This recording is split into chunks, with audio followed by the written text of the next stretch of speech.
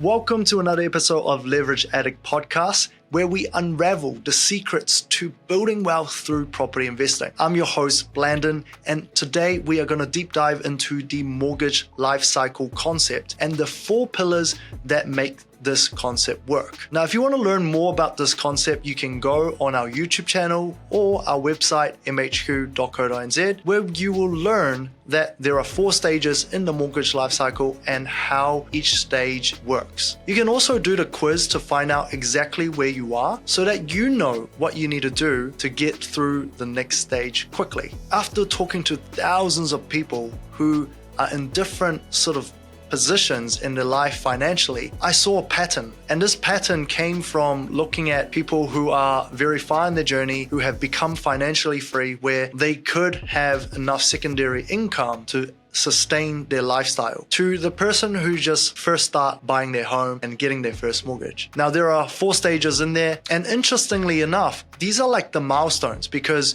sometimes you will never get out of certain stages. And if you don't get out those stages, you will basically work until retirement. And this is not something I'm making up, because I look at my own parents. They were in similar situation where they were near retirement age and they didn't have much of an investment nest egg. And the reason is not because they were bad with their money, is that there were some certain concepts that they never got past or understood so that they could further their investments. And I learned that that is the average Kiwi household, right? Because my family, they were frugal, they were decent with money, but they weren't exactly investors. And that was something that's crucial for you to sort of go past and get to the stage where you become financially free. And how we define financially free is if you can stop working and still enjoy the same lifestyle. Now, to support this concept, there are 4 things that you need to think about, that you need to do, and these are the pillars. The first one being Envision, the second being leverage,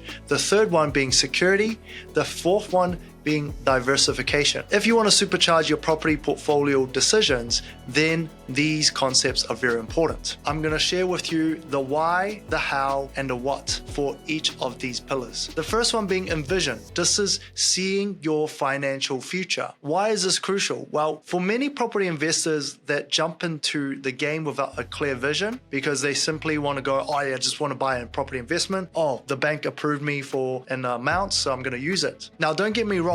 Taking that step is actually still better than not doing anything at all. But if we don't map it out and plan it out, we're unlikely going to achieve the goals that we want. I would say a very, very small portion of clients that we talk to that are investing actually have a plan in place in terms of what they're trying to achieve with the properties. But that is okay, because you can always make adjustment and go, you know what, I'm going to take the time and have a look at exactly what I want to achieve, and then you can make the adjustments today so that you're more likely to hit those goals. Now, I always talk about this in the channel. When you set a goal with properties, it should be something that's measurable based on either income or equity, because those 2 things are what you're going to be able to retire on. Or another way to think about it is having those secondary financial options. Then you want to attach it to a timeline, because a timeline will change the effort that is required today, right? A lot of people set 5-year goals because they think, they can become financially free in 5 years. I would say it is possible for some people, if they're building a business, if their risk appetite is high, or they're going to put in a lot of effort, they can definitely achieve it. But most people,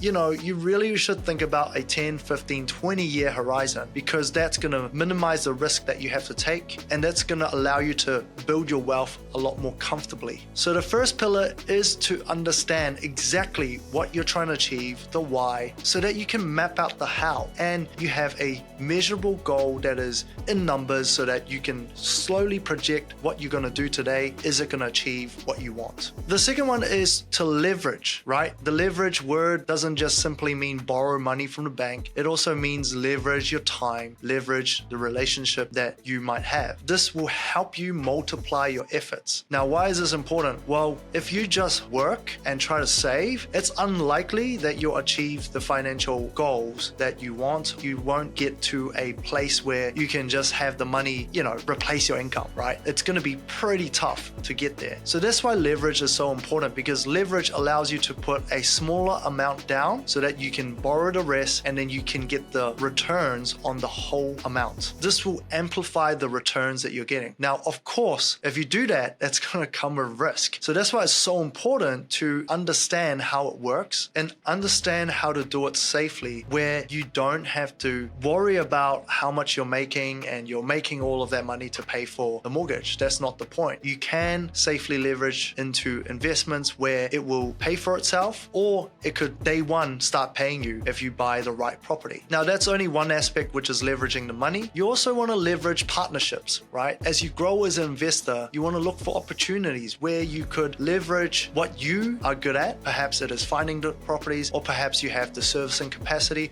or perhaps you have a lot more capital. How could you create a team where you can utilize your own resource and then utilize others' resource so that come together, you can create a win-win scenario? You also want to leverage other people's knowledge. It's very rare that successful people did it all by themselves. They would have learned from somebody that has done it for a long time and they have a track record of success, and they're able to build momentum on the back of the experience and the knowledge of these mentors and coaches that sort of drive them to their own success. The third one is security, how you protect your wealth and secure what you already have. You can say the property market is predictable. You can also say it's unpredictable. Just like in 2021 transitioning into 2022, no one would have thought that property prices could drop 20 to 30%. So how could you safeguard your investments so that you don't get into a position where you are forced to sell because the market is down and you don't have the cash flow to pay for it? One thing we do talk about on the channel and with our clients is that it's not about how much you earn, but how much you keep. The first thing that we need to have as a strong foundation for investing is to understand what's incoming and what's outgoing. Without that, we are always in a position on uncomfort, right? We don't know what's actually going out of our bank account, and sometimes we don't want to face these problems. We put our head in the sand, and that's not good fundamentals when it comes to managing your finances. Not only should you know the income and expenses, you should also look at how you can protect your income. How can you protect your assets so that you can minimize your downside? That's looking at adequate insurance on your properties, on your income, on your health. Because if there is a machine that's printing out $2,000 a week, I'm very sure that you'll be more than happy to put 10-20% of that income to ensure that machine always works. And the truth is that machine is you. So that's why you want to have some sort of security in place that's going to allow you to keep going, right? Even if something went not the way you planned, but you have that secondary income coming in. The fourth is diversification. Simply put, don't put all your eggs in one basket. Now, I know we are always pro properties, but that's not the only way you should invest, because solely investing in properties might limit your gains and potentially expose you to unnecessary risks. I say the best diversification is in yourself, right? Just because you got a couple of properties, it doesn't mean you should stop learning. I've come to learn to prioritize putting money on myself, right? To learn new skills, to learn new things so that I can implement and skill stack. Because there is this concept where, if you already got 5 skills, say for example, you already know how to do financing, you already know how to find properties, you know how to renovate, you know potentially how to get social housing, you know how to get JV partners. What's the next skill that's going to be required? Maybe capital raising, maybe syndication, maybe commercial investing, because those are the things that I'm exploring to add into my investing skill sets so that I can scale up, right? Because if I skill stack, that's going to allow me to do even more than what I already know. Diversification in yourself, diversification in other investment avenues, right? We can talk about how you can buy into small businesses, right? These are small sprints that you can do. You can buy into other business ventures of your mates. You could potentially look into the share market. The real basic one is just index funds and how that works. Potentially your KiwiSaver. Those are the things that you could have as alternatives to your property investing. And by doing this, you can split your risk. So putting it all together, what do you need for your mortgage lifecycle? The first one is Envision. This is spending the time to understand the why and mapping out exactly what you're trying to achieve. Not only the things that you want, but also something that's measurable, something that's based on your equity and income, and also a timeline so that you know what the steps look like to actually achieve your goal. Secondly, leverage wisely, understanding how leverage work and really embracing it, because that is going to help you accelerate towards your financial goal. Thirdly, secure your investment. This is setting the right foundation in terms of your income and expenses, and then also having adequate insurance in place. The fourth is to diversify your strategy. Look outside of properties, right? Maybe don't just put money there. First, invest in yourself. Learn about those different things.